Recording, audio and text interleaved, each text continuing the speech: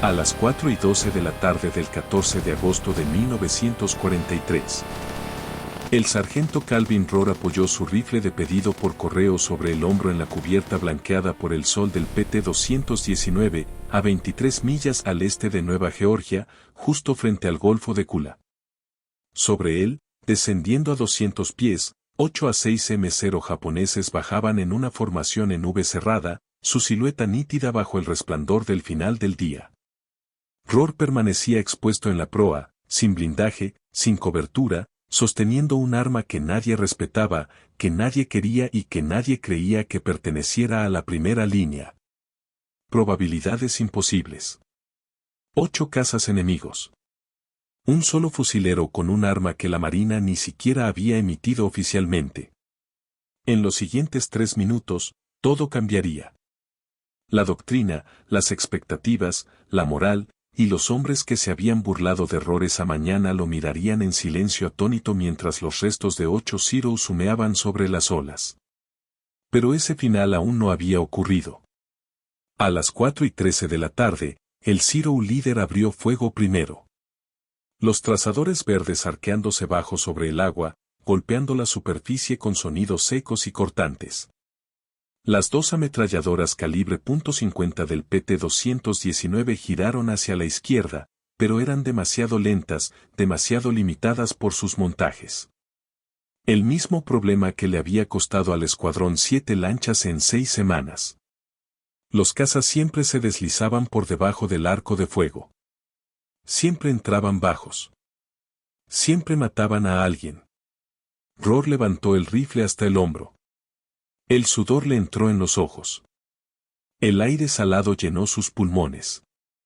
Sus botas vibraban contra el casco mientras los motores de la lancha rugían a máxima potencia. El arma se sentía fría, casi fuera de lugar entre los pesados cañones navales a su alrededor. Una forma larga y negra con una camisa ventilada y un receptor mecanizado construido con piezas de repuesto y componentes pedidos por correo que habían llegado en una caja sencilla desde un catálogo que los oficiales nunca se molestaron en leer. Un rifle en el que nadie confiaba. Un rifle que nadie respetaba. Un rifle que la Marina no había aprobado. A las 4:13:22 de la tarde, Rohr alineó las miras y exhaló. En 2 minutos y 58 segundos, esta solución no aprobada, no oficial y que violaba las normas derribaría a 8 pilotos enemigos. Dejaría atónito al escuadrón y encendería un cambio clandestino en las tácticas defensivas, uno que los historiadores no rastrearían hasta durante décadas. Pero antes de eso, solo estaban la proa de la lancha, el trueno de los motores, el olor metálico del aceite caliente, el grito creciente de los motores Zero que se acercaban. Y un mecánico de clase trabajadora de Pittsburgh aferrando un arma que no tenía derecho a construir. Lo que sucedió después comenzó años antes. Lejos del Pacífico, lejos de la guerra, lejos de cualquiera que creyera que un hombre como él pudiera cambiar algo. Calvin Rohr creció en el lado sur de Pittsburgh, en una casa estrecha de ladrillo a 2 cuadras del río Monongahela. Su padre trabajaba en las acerías Omestead. Y a los 12 años, Calvin ya barría virutas de metal del suelo del taller, aprendiendo el ritmo de las máquinas mucho antes de aprender álgebra. A los 16, reparaba radios de los vecinos por dinero, afinaba carburadores para trabajadores del muelle y mecanizaba piezas de reemplazo en tornos maltrechos que traqueteaban como si fueran a desarmarse. Trabajaba con las manos porque todos en su familia lo hacían. Manos fuertes, nudillos callosos, uñas ennegrecidas. El olor del aceite de corte y del acero caliente lo seguía a todas partes.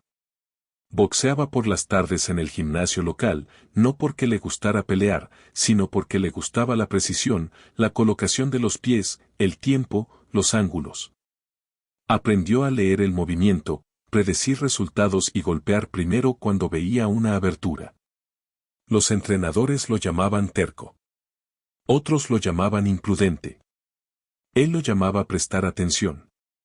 Cuando llegó la guerra, se alistó en la Marina esperando maquinaria y motores.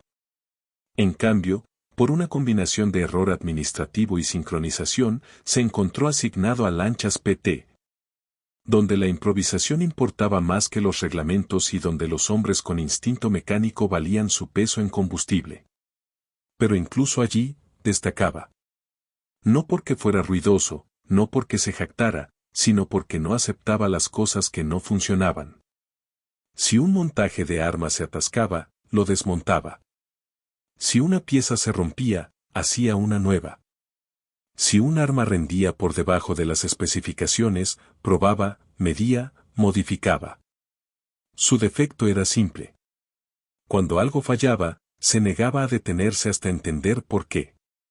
Los oficiales lo llamaban insubordinación. Otros hombres alistados lo llamaban genio obstinado. Rohr simplemente lo llamaba arreglar el problema. Ese rasgo, frustrante para los superiores e invaluable para sus compañeros, se convertiría en el hilo que conducía directamente a la proa del PT-219. A un rifle de pedido por correo y al enfrentamiento de 3 minutos más improbable de toda la campaña de Nueva Georgia. El problema comenzó en junio de 1943, mucho antes de que los 8 descendieran sobre el PT-219. El escuadrón ya había aprendido por las malas que el armamento defensivo estándar de las lanchas PT sufría de un defecto fatal. El problema comenzó en junio de 1943, mucho antes de que los 8 descendieran sobre el PT-219. El escuadrón ya había aprendido por las malas que el armamento defensivo estándar de las lanchas PT sufría de un defecto que todos conocían, pero que nadie arreglaba. Los montajes Browning M2 calibre .50 de proa y popa, fijados en arcos semifijos, no podían seguir a los cazas durante pasadas ultrabajas. Los montajes estaban diseñados para ametrallar barcazas y repeler embarcaciones pequeñas, no para aeronaves ágiles que entraban a 320 nudos, apenas a 10 pies sobre el agua. La doctrina asumía que los cazas no se arriesgarían a ataques frontales a nivel de ola debido al rociado de lavado de hélice y al tiempo de reacción limitado. La doctrina estaba equivocada. Los pilotos japoneses del 20º Grupo Aéreo que operaba desde el aeródromo de Balale habían aprendido el punto ciego a mediados de mayo. Un Zero descendía al nivel de la cubierta, aceleraba, se deslizaba por debajo del arco de fuego y barría la cubierta con fuego de cañón de 20 milímetros. Los artilleros no podían seguirlo. Los montajes no podían bajar tanto. Todos lo sabían. Todos veían morir hombres por eso. El 4 de junio, el marinero maquinista Harold Chen, de 22 años, de Tecoume, estaba en el arma de babor del PT-207. Estaba ajustando una tapa de alimentación cuando un Zero entró rasante. Los trazadores recorrieron la cubierta antes de que siquiera levantara la vista. Murió al instante, boca abajo junto al cajón de munición. Rohr había compartido partidas de póker con Chen. Había intercambiado cigarrillos con él la noche anterior. Ayudó a llevar su cuerpo a tierra. 10 días después, el 14 de junio, el marinero Robert Donovan, 19 años, de Boston, recibió una ráfaga en las piernas durante otra pasada baja. Rohr estaba en cubierta cuando Donovan gritó. Mantuvo presión sobre las heridas durante todo el regreso, pero Donovan se desangró un minuto antes de atracar. El oficial médico escribió, traumatismo femoral catastrófico. Los hombres no escribieron nada. No hablaron. No lo necesitaban. Y luego llegó el 27 de junio, la noche que lo cambió todo. El PT-214, comandado por el teniente Gerald Morrison, rastreaba supuestas barcazas de transporte cerca de Bella la Bella. Rohr observaba desde el PT-219 cuando un solo Zero se acercó desde el este. Demasiado rápido, demasiado bajo, demasiado preciso. La lancha de Morrison abrió fuego con el montaje de popa calibre .50, pero el caza pasó rozando por debajo del cañón. La ráfaga de cañón partió la cabina en dos. La lancha ardió durante 30 minutos antes de hundirse. Morrison había sido popular, tranquilo, firme, un hombre que trataba a los alistados con respeto. Rohr había montado guardia con él decenas de veces. La Perdida Securio al Escuadrón. Luego llegaron los estadísticas. Siete lanchas PT perdidas en 6 semanas. 18 hombres muertos, 32 heridos. Una tasa de baja cercana al 40%. Y por la misma razón cada vez, los montajes no podían descender lo suficiente para golpear aeronaves entrants, pero la respuesta oficial de la Marina, una sola línea en el boletín de mantenimiento, decía: la depresión del montaje se encuentra dentro de los parámetros aceptables. Los parámetros aceptables significaban pérdidas aceptables. Rohr se negó a aceptar cualquiera de las dos. La frustración crecía a diario. Rohr la sentía en cada apriete de pernos, en cada revisión de percutores, cada vez que medía las holguras del amortiguador de retroceso en los montajes Browning. Observaba cómo el acero brillaba bajo el sol del Pacífico y sentía repulsión al saber que una ingeniería tan pulcra ocultaba un punto ciego tan mortal. Otros hombres alistados se quejaban. Rohr analizaba. Dibujaba esquemas en papel de desecho, medía las limitaciones de arco con tiza sobre la cubierta, cronometraba las velocidades de barrido de elevación con un cronómetro. Veía lo que los oficiales no veían. Los montajes no estaban rotos.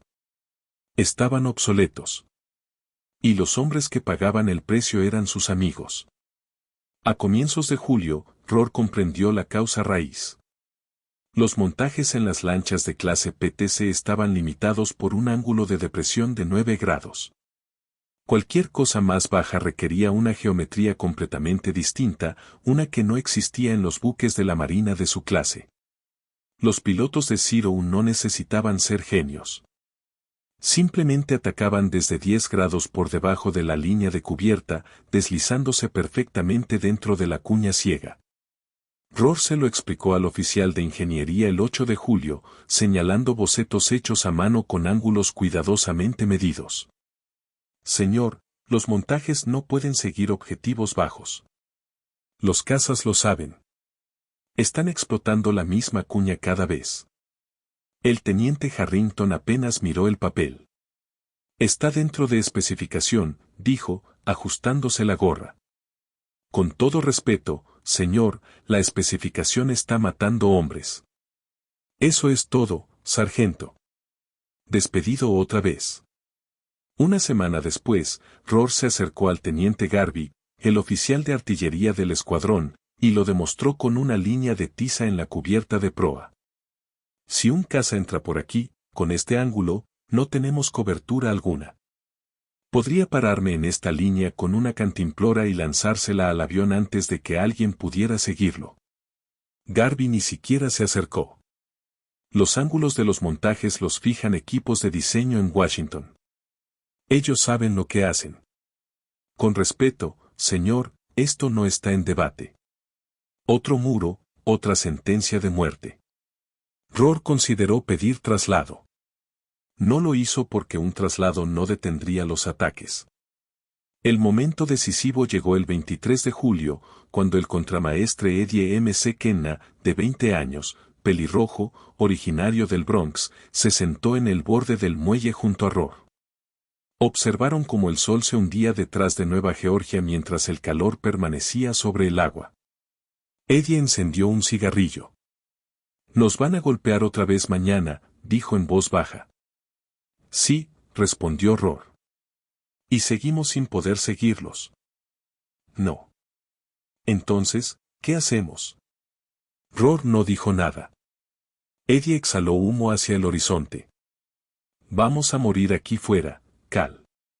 Las palabras no fueron dramáticas.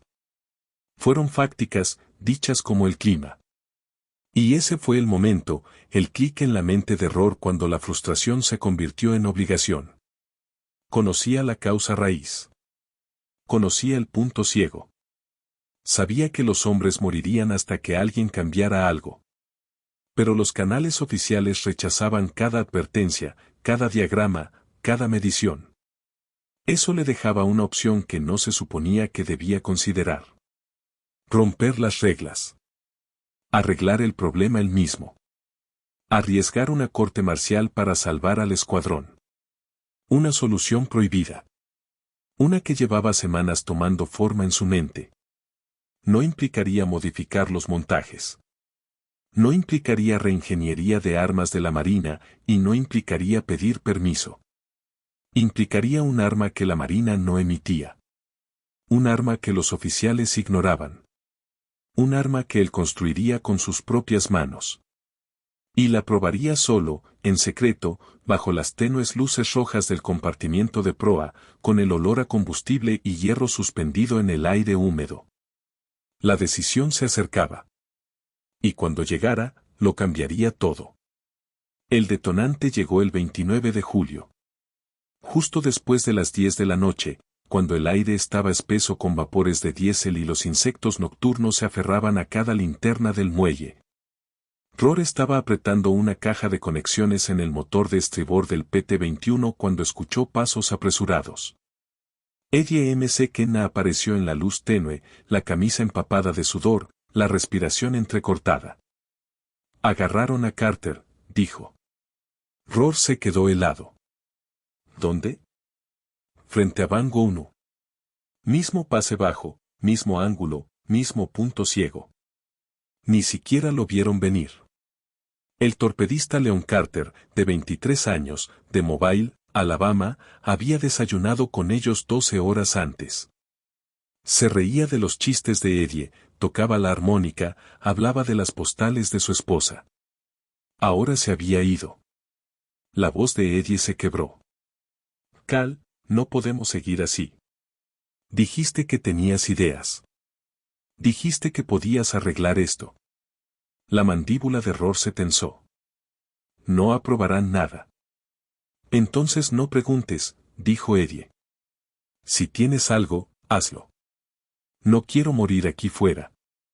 Eddie se alejó, dejando a Rohr de pie en la quietud húmeda, rodeado por el murmullo bajo de los generadores y el olor punzante del metal caliente. Tenía las manos negras de grasa. La camisa se le pegaba a la espalda. Su mente giraba.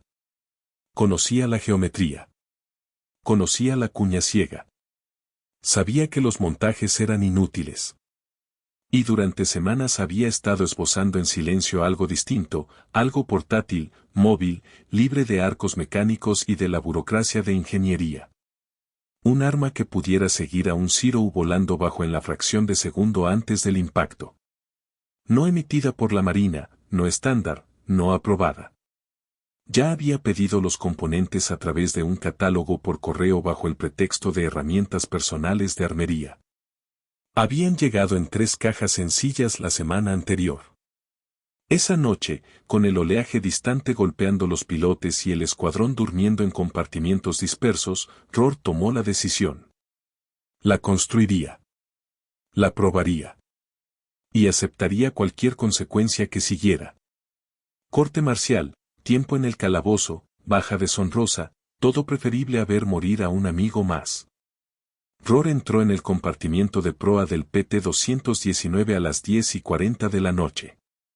El espacio olía a solvente, fibras de cuerda y al tenue toque metálico de las líneas de combustible enfriándose tras el apagado.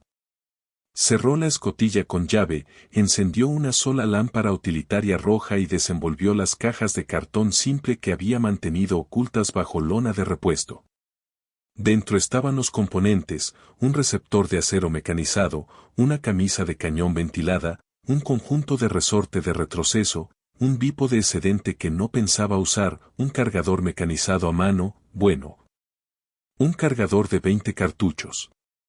El corazón de todo era el largo cañón pavonado, 22 pulgadas de acero de precisión encargado a un pequeño taller de armería en Illinois. Un cañón diseñado para precisión a 800 yardas, no para combate naval. Pero a Rohr no le importaba. Le importaban el ángulo, la depresión y la velocidad de seguimiento. Extendió una lona sobre el banco, dispuso sus herramientas y se arremangó. La humedad se le pegaba a la piel. El sudor perlaba su frente mientras trabajaba a la luz de la lámpara. Comenzó ajustando el receptor en la culata, golpeando los pasadores transversales hasta colocarlos en su sitio. El metal estaba resbaladizo por el aceite de embalaje. El olor le recordó el vestuario del molino de su padre. Lo limpió con un trapo que llevaba metido en el cinturón. Colocó el cañón, girando, asentando, comprobando la alineación. Las roscas mordieron con firmeza. Las apretó con una llave acolchada hasta que el hombro se encontró con el receptor con un satisfactorio tope sólido. Su pulgar resbaló sobre el metal cubierto de aceite. Se cortó el borde de la uña en la camisa. Una línea fina de sangre se extendió por el cañón. La limpió con el trapo. Comprobó el espacio de cabeza con un calibrador de profundidad, 2,4 libras de tensión de cierre. Perfecto. Eddie gritó por encima de los motores. Calma, munición. 10 disparos, dijo Rohr. El quinto Zero circuló arriba, eligiendo su ángulo. Piloto más inteligente, picado más lento. Rohr esperó. No se apresuró. No desperdició disparos. El caza cayó, se alineó perfectamente con la proa. El sol destelló sobre su cúpula. Rohr disparó una vez. El proyectil entró por la abertura del cono, golpeó el engranaje reductor. La hélice se trabó al instante. La aeronave cabeceó hacia adelante violentamente y se hundió en el mar como una lanza arrojada. 5. El sexto Zero pasó por encima, demasiado alto para un disparo. Dio un giro en bucle, entró desde estribor. El artillero de estribor de Whitmore abrió fuego. Largos trazadores cosiendo el cielo. El Zero esquivó a la izquierda, cayó de nuevo en la cuña ciega. Rohr giró, colocó la mira en el pecho del piloto, disparó. El impacto destrozó la cúpula. El piloto se desplomó. El Zero viró a la derecha y rozó el agua, despedazándose. 6. El séptimo y el octavo llegaron juntos. Coordinados, disciplinados. Un ataque en pinza. Uno alto, uno bajo. Rohr eligió el bajo. Disparó 2 veces, falló una, ajustó por un pelo. El tercer disparo golpeó los soportes del motor. La nariz del Zero se hundió. Se estrelló contra el agua y se partió en 2 pedazos. 7. El último caza chilló hacia abajo a 420 nudos, el cañón escupiendo fuego. El agua estalló alrededor de la proa. La metralla rasgó la barandilla a centímetros del muslo de Rohr. Se agachó, se incorporó, disparó, falló, ajustó, disparó, dio. A la derecha, sección media. No bastaba. El Zero seguía viniendo. Más rápido, más cerca, más letal. Rohr exhaló, calmó todo dentro de él. Apuntó al centro de masa. Un último disparo, la bala atravesó la frente del piloto. El caza siguió volando sin vida durante 3 segundos completos. Luego bajó el morro y se estrelló en una violenta columna de espuma blanca. 8. El silencio siguió. Solo motores, solo viento, solo el olor a metal caliente y cordita flotando sobre la cubierta. Rohr bajó el rifle.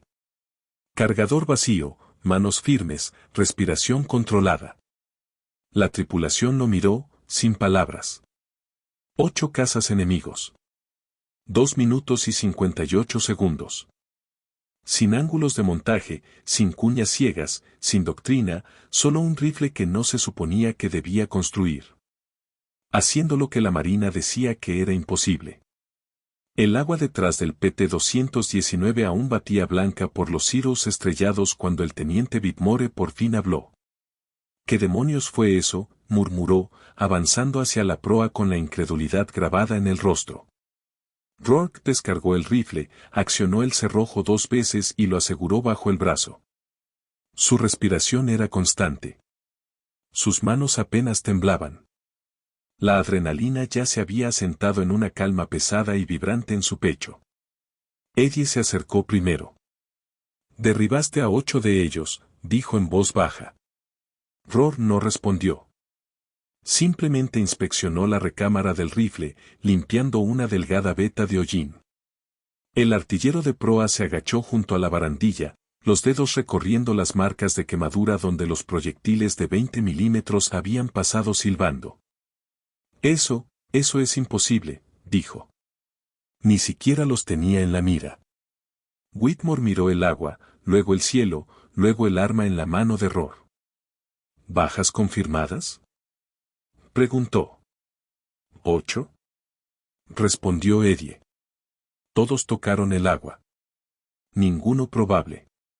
Whitmore asintió, aturdido.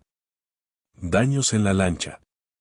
Unas raspaduras, respondió el artillero. Nada serio. Rohr mantuvo los ojos en el arma. No sonrió, no presumió, no explicó. Había construido algo que funcionaba, algo que llenaba la cuña ciega, algo que ningún oficial había sancionado. Y ahora 8 pilotos enemigos estaban muertos por eso. Pero los números hablaban por sí solos. 8 bajas confirmadas. 0 bajas amigas, sin daños más allá de marcas superficiales. La noticia se esparciría. Lo sabía. Lo sintió en el silencio colgando sobre la cubierta. Lo vio en la forma en que los hombres lo miraban, no con miedo, no con asombro, sino con una comprensión naciente de que algo fundamental había cambiado. El mar se llevó los restos. El PT-219 puso rumbo a casa y empezaron los susurros. Para cuando el PT-29 llegó al muelle a las 5:27 de la tarde, ya había hombres reunidos. Tripulaciones de otras lanchas, mecánicos de los cobertizos de motores, suboficiales curiosos por los informes de radio. Eddie bajó primero. Rohr le siguió, el rifle envuelto en lona. El contramaestre Hall del PT-207 se acercó, limpiándose la grasa de las palmas. Oí que a ustedes los saltó encima todo un vuelo, dijo. Oí que volvieron limpios. Whitmore respondió con cuidado. Tuvimos, ayuda poco ortodoxa. Los ojos de Hall se fijaron en el bulto de lona bajo el brazo de Rohr. ¿Eso es?, preguntó en voz baja. Rohr no habló, no confirmó, no negó, pero los hombres alrededor tomaron la falta de negativa como respuesta suficiente. Para la puesta del sol, la mitad del escuadrón lo sabía. Para el anochecer, casi todos los mecánicos se apoyaban contra cajas, murmurando sobre ángulos, arcos de seguimiento y la cosa del rifle que Rohr construyó. Artilleros deambulaban por el muelle, repitiendo relatos de testigos de la tripulación del PT-219. Pilotos del destacamento cercano de hidroaviones le pidieron a Whitmore detalles: ¿qué alcance, qué patrón, qué velocidad? Sin formularios oficiales, sin memorandos de ingeniería, sin pruebas sancionadas, solo conversaciones discretas en la humedad, pasando de un hombre a otro. A las 8:30 de la noche, el marinero Riggs del PT-211 acorraló a Rohr cerca de los tambores de combustible. ¿Qué hiciste?, preguntó. ¿Cómo les das tan bajo? Rohr dudó. Es solo un rifle. Ningún rifle hace eso, insistió Riggs. No 8 en 3 minutos. Rohr finalmente respondió, en voz baja. Lo mantienes firme. Sigues el morro. Disparas antes de que suban. Riggs asintió lentamente, absorbiendo las palabras como si fueran escritura sagrada. Para la mañana siguiente, 2 artilleros solicitaron traslado a puestos de proa. Para la tarde, 3 mecánicos le pidieron a Rohr medidas: altura de miras, longitud del cañón, peso del disparador. Para la noche, los susurros se habían convertido en un movimiento silencioso y deliberado. No aprobado, no autorizado, no documentado, pero real. Hombres del PT-215 ya estaban pidiendo piezas del mismo catálogo de Illinois. El jefe de mecánicos de la tripulación del PT-2 empezó a modificar su rifle de caza personal para uso marítimo. El maquinista del PT-29 intentó limar una mira delantera personalizada a partir de acero de desecho.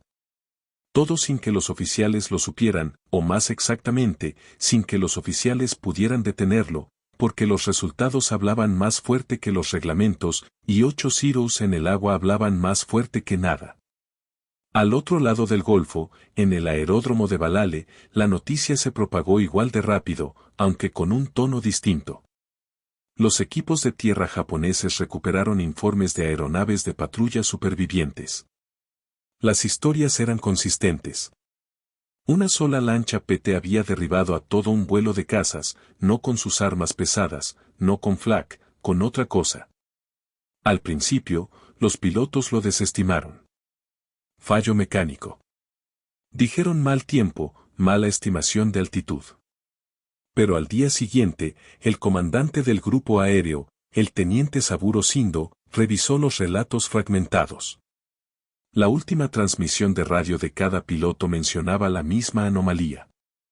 Esta lancha estadounidense, su arma delantera sigue más bajo de lo esperado. Se inclina para seguir. Ángulo extraño, precisión inusual. Tengan cuidado al aproximarse desde posición baja. Esa noche, los equipos de mantenimiento examinaron aeronaves dañadas. Un Zero recuperado de un aterrizaje forzoso mostraba una penetración de 7,8 milímetros a través del enfriador de aceite desde una distancia inusualmente larga, muy por encima de las distancias estándar de enfrentamiento de las armas de PT. Shindo citó al suboficial de primera clase Tadayoshi Koga, un piloto respetado y uno de los más analíticos del aeródromo. Koga estudió los informes. Esta lancha rodó más rápido de lo que debería, dijo. O sus armas delanteras se movieron de formas que nuestra inteligencia no ha registrado. Otro piloto respondió. Ningún montaje puede bajar tanto. Deben tener equipo nuevo. Koga negó con la cabeza. No, un informe dice que la silueta era pequeña, demasiado pequeña para un arma montada. Intercambiaron miradas inquietas. La doctrina para combatir lanchas PT había sido simple. Atacar bajo, rápido, en el arco ciego. De pronto, el arco ciego no parecía ciego. Un mecánico observó en voz baja. Quizá los estadounidenses han cambiado tácticas. Para el 20 de agosto, las intercepciones de radio japonesas incluían un aviso repetido. Usen precaución al aproximarse a embarcaciones PT por la proa. No asuman inmunidad a ángulos bajos. La agresión pasó a cautela. La confianza se convirtió en duda. Los pilotos vacilaban antes de lanzarse en picado hacia lo que antes había sido el vector de aproximación más seguro.